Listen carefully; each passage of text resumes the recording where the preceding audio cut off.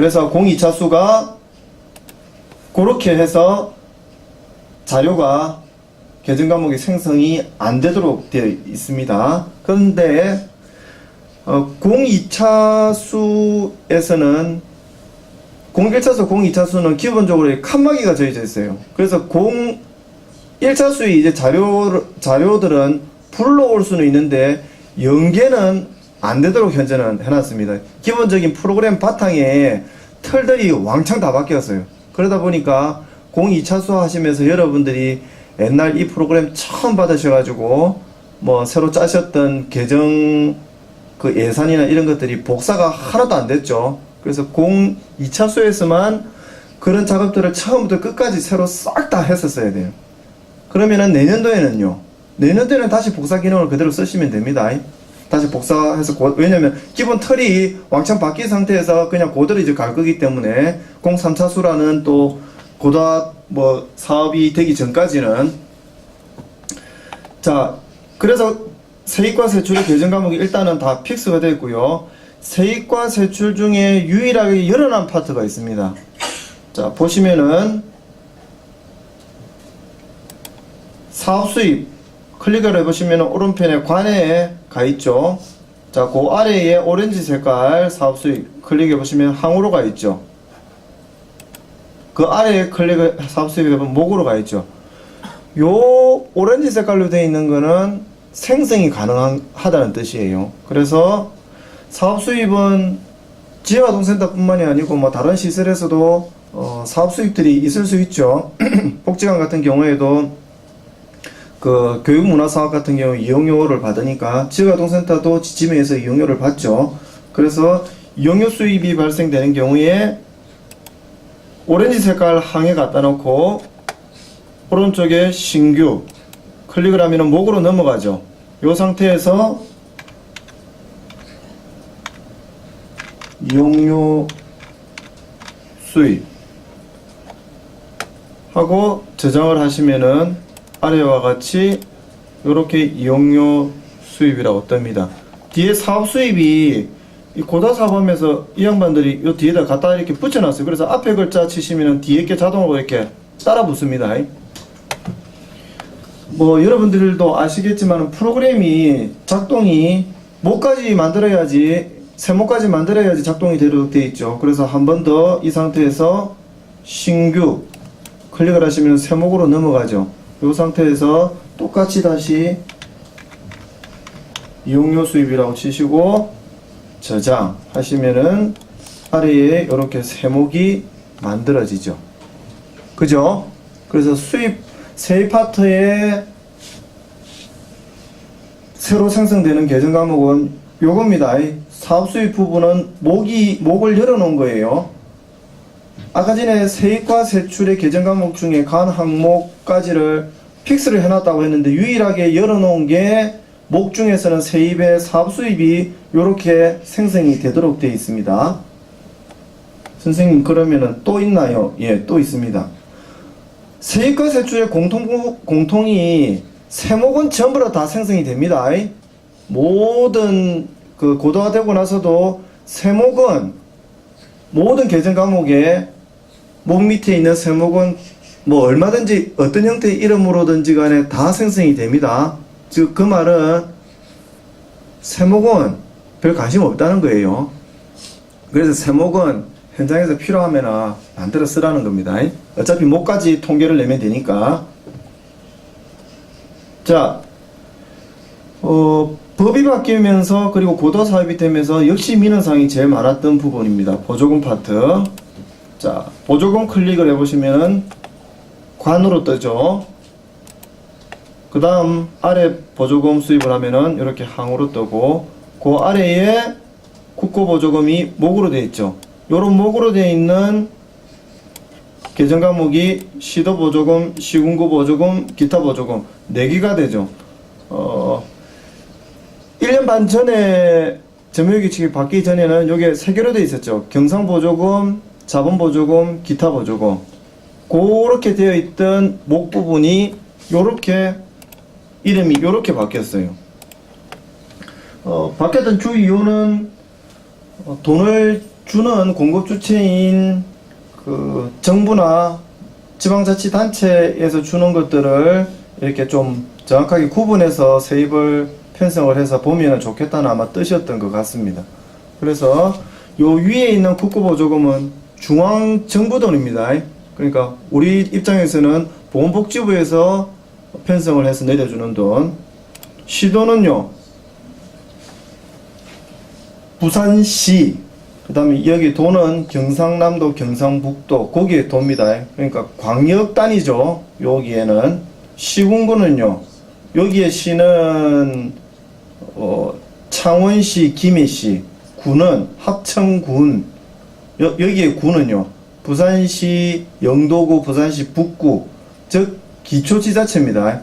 즉 이렇게 보면은 여기는 중앙정부, 여기는 광역지방정부, 여기는 기초지자체, 요렇게 나뉘는 겁니다. 요 밑에는요, 그 외에 기타 보조금.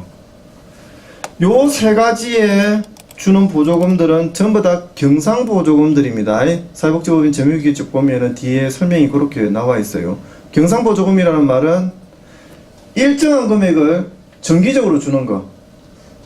우리 지역아동센터 같은 경우에 일정한 금액을 정기적으로 주는 게 한 3-4가지 되죠. 운영비, 급식비, 거점 특목, 토요. 이런 것들은 정기적으로 주죠.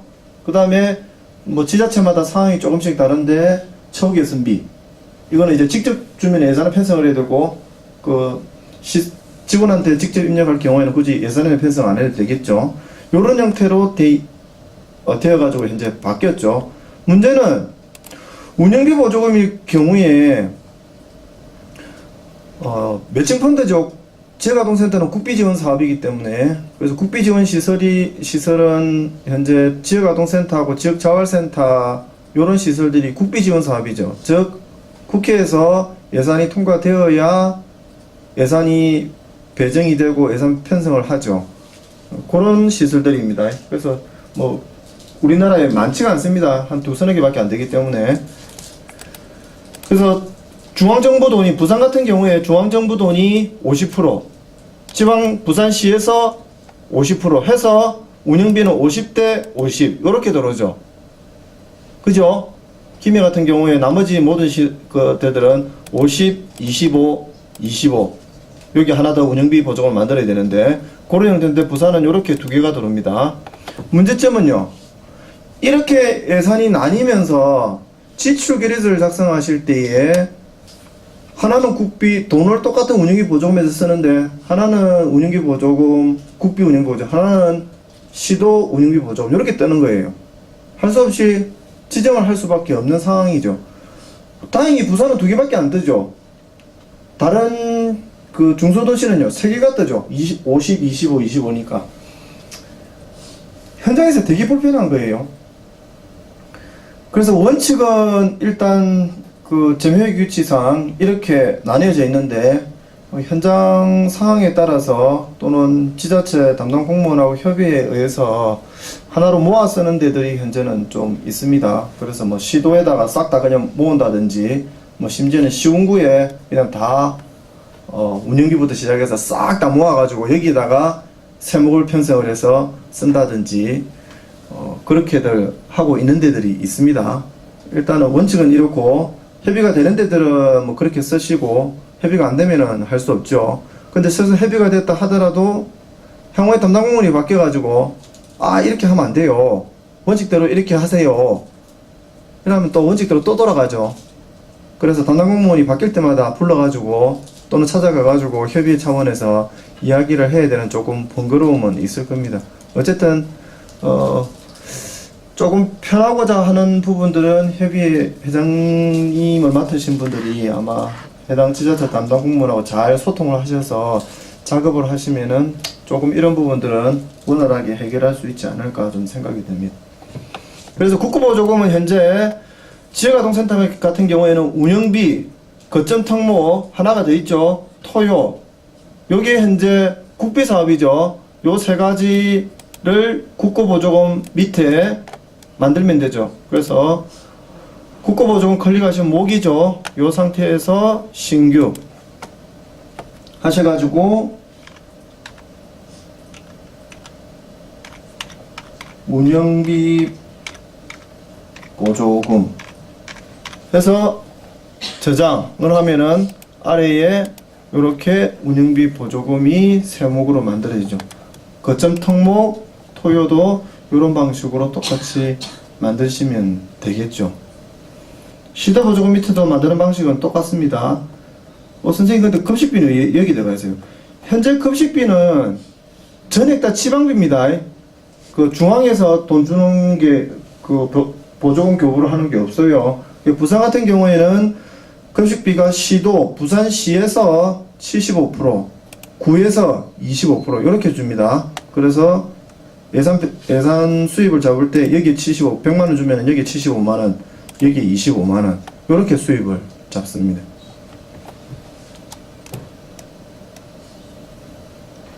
질문 있으면 질문하세요. 오늘 영화 보러 오신 것 같았을 거다. 자, 후원금은 2012년 8월에 법이 바뀌기 이전에 먼저 바뀌었습니다. 그래서 과거에는 보조금 밑에 관 보조금으로 되어 있는 밑에 있었던 후원금 목이 이렇게 관으로 아예 빠져나왔습니다. 그만큼 더 그 회계상으로 더 이렇게 탄탄하게 좀 보겠다는 거겠죠.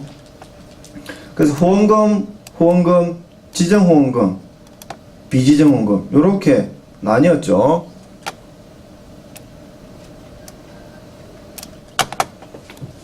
자, 그리고 또 바뀌었던 부분이 전입금 파트가 바뀌었죠. 과거에는 법 바뀌기 전에는 요거 하나밖에 없었습니다. 근데 법인 전입금 하위에 후원금 부분이 하나가 더 만들어졌어요. 즉 법인에서 운영하는 지역아동센터 중에 돈을 법인 전입금을 줄 때에 이게 법인 전입금인지 법인에서 임대사업 수입을 해서 내려준 건지 뭐 후원금 법인에서 뭐한 후원금으로 준 건지 이야기 안 하고 주죠. 그래서 그 부분을 구분을 했던 거예요.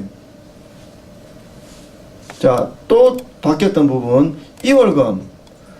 과거에는 2월금, 전년도 2월금 이렇게 밖에 없었는데 보시는 것처럼 후원금이 하나가 더 들어가죠. 즉 12월 31일이 되면 모든 사업이 종료되죠. 그리고 각 통장에 남아있는 돈이 익년도에 이렇게 이월이 되죠. 그래서 운영비는 그 보조금 파트는 남는 돈이 뭐 거의 없는데 그 다른 재원인 후원금, 그 다음에 자부담, 사업수입은 돈이 남죠. 뭐 안 남을 수도 있지만은 그 남은 부분을 전부 다 이월을 시키죠. 무슨 계정 과목으로? 전년도 2월금 계정 과목으로 2월을 이때까지 시켰단 말입니다. 문제는 이렇게 2월을 시키니까 돈이 3개의 재원이 한 계정 과목으로 잡혔단 말이에요. 예를 들어서 후원금이 한 500만원이 같이 2월이 됐는데 후원금 500만원하고 자부담 20만원하고 그 다음에 그 뭐죠 하나가 사업수입 한 10만원하고 3개가 같이 넘어온 거예요. 어느 돈이 어느인지 모르죠. 이 계정 과목에 다 들어있으니까. 그래서 이 계정 과목으로 나중에 지출결이 있어요. 전년도 2월금 계정, 상대 계정을 클릭을 하면은 어느 돈에서 썼는지를 모르는 거예요.